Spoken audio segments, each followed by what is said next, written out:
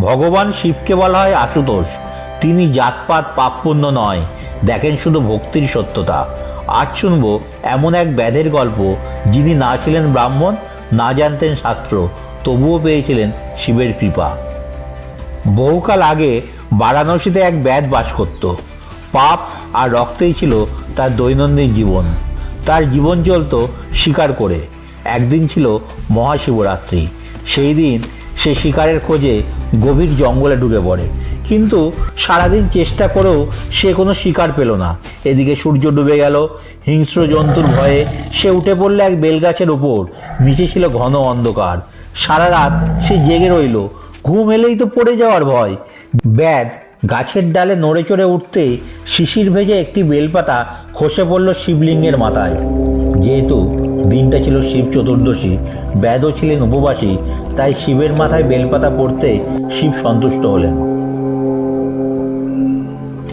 সারা রাত উপবাসে, জাগরণে আর বেলপাতা অর্পণে অজান্তেই সম্পূর্ণ হয়ে গেল মহাশিবরাত্রির পূর্ণব্রত।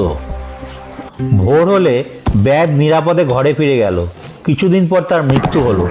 যমদূত যখন তাকে নিতে এলো, তখন শিবদূত এসে বললেন, এই ব্যাধ মহাশিবরাত্রির ব্রত পালন করেছে, সে শিবের ভক্ত, এর ওপর যমের অধিকার নেই। ব্যাধ পেল শিবলোক। পাপময় জীবন সত্ত্বেও এক রাতের অজান্তে ভক্তিতে সে পেয়ে গেল মোক্ষ। এই গল্প আমাদের শেখায়, শিব পাপ দেখে না, তিনি দেখেন পশ্চাত্তাপ আর ভক্তি।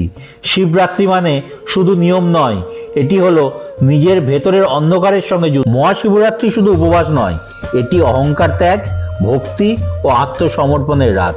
যে শিবকে হৃদয়ে ধারণ করে, শিব তাকেই গ্রহণ করে। ভোলাশঙ্কর ভাব দেখেন, আড়ম্বর নয়। নমঃ পার্বতী পতে, হর হর মহাদেব।